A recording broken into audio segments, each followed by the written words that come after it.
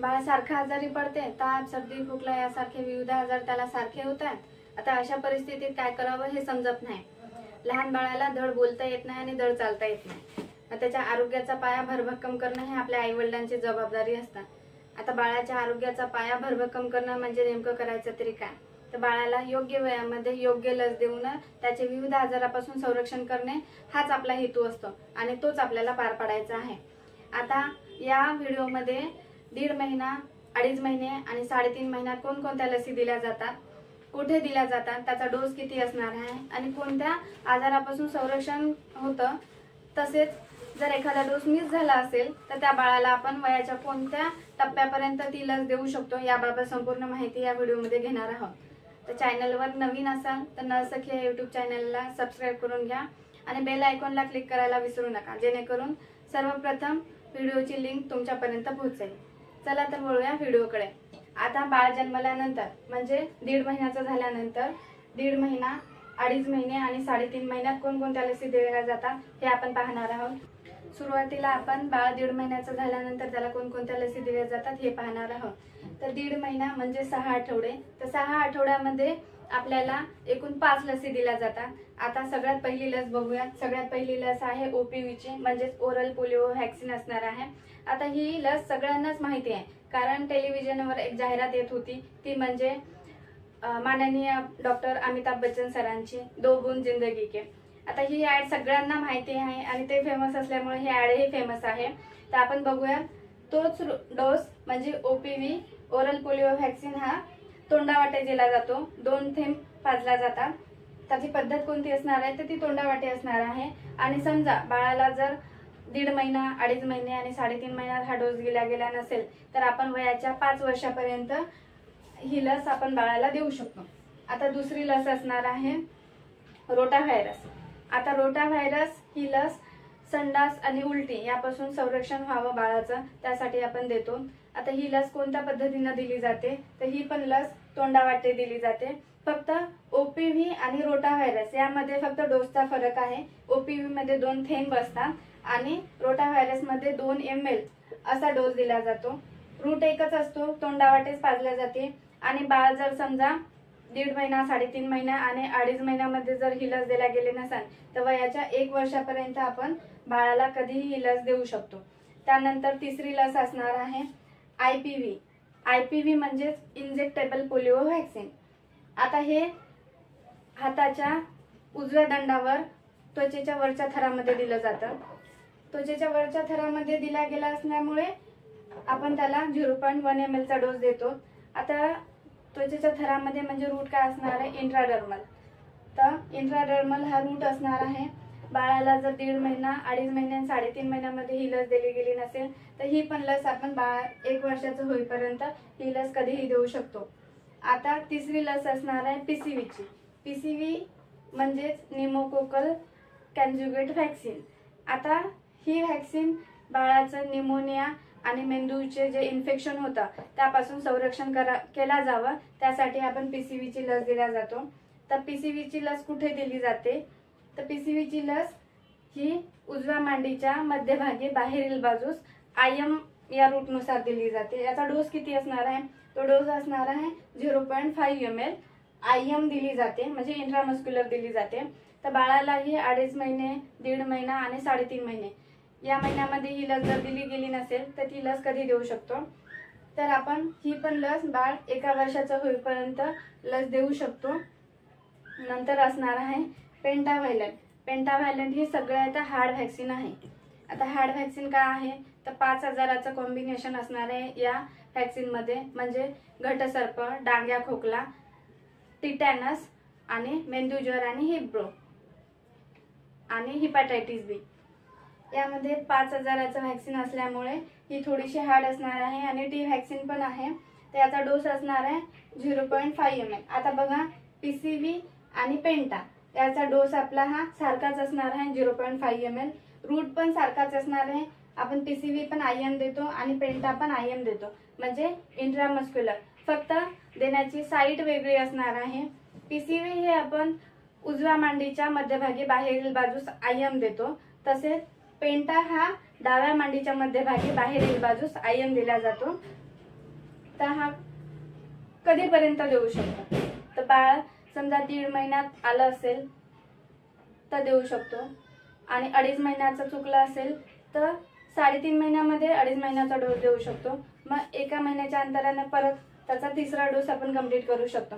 आता या प्रत्येक व्हॅक्सिनमध्ये आपण इथे बघा 6 आठवडे, 10 आठवडे आणि 14 आठवडे, यामध्ये गॅप किती पडतो?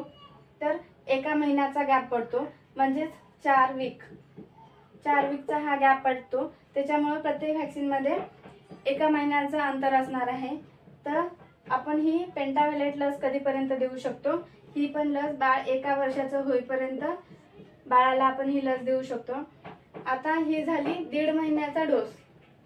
6 आठवडे म्हणजे 1.5 महिन्यामध्ये ह्या 5 प्रकारच्या लसी आपण बाळाला देतो. आता बघूयात 2.5 महिन्याचा डोस म्हणजे 10 आठवडे.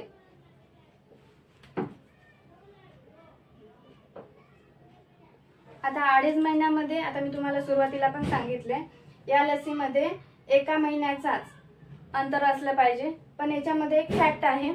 आता काही लसी अशा आहेत की ज्या 2 महिन्याच्या अंतराने दिल्या जातात, म्हणजे 8 आठवड्याच्या अंतराने दिल्या जातात. कारण WHO काही ठराविक कालावधी ठरवून दिलेला आहे. त्यामध्ये आपण प्रतिकारशक्ती निर्माण व्हावी, त्याच्यामुळे तो कालावधी आपण मेंटेन केला जातो. आता याच्यामध्ये 2.5 महिन्यामध्ये कोणत्या लसी दिल्या जातात? तर 2.5 महिन्यामध्ये OPV म्हणजे ओरल पोलिओ व्हॅक्सिन दिल्या जाते. सेम 2 थेंब तोंडावाटे पाजल्या जातात. 5 वर्षापर्यंत ही लस दिल्या जाते. तर दुसरी लस असणार आहे तर रोटाव्हायरसची लस. रोटाव्हायरस लस पण ही 2 ml चा डोस असणार आहे. तोंडावाटे दिला जाणार आहे आणि 1 वर्षापर्यंत आपण ही लस चुकली तर देऊ शकतो. आता आणि पेंटा सेकंड म्हणजे 2.5 महिन्याचं बाळ असेल तर तेव्हा पेंटाचा आपण 2रा डोस देतो. हा पण 0.5 ml असणार आहे. IM रूटने दिला जातो आणि 1 वर्षापर्यंत देऊ शकतो. आता यामध्ये फॅक्ट काय असणार आहे?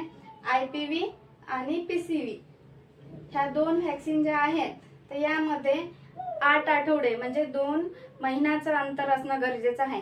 त्यामुळे आपण बाळाला ह्या 3 लसी 2.5 महिन्यामध्ये देतो. फक्त ह्या 3 लसी. PCV आणि IPV ही लस दिल्या जात नाही.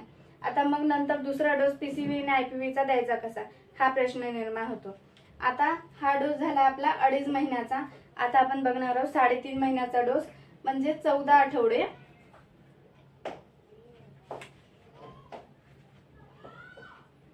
आता 14 आठवड्यामध्ये कोणकोणत्या लसी दिल्या जातात तर सुरुवातीला बघूया.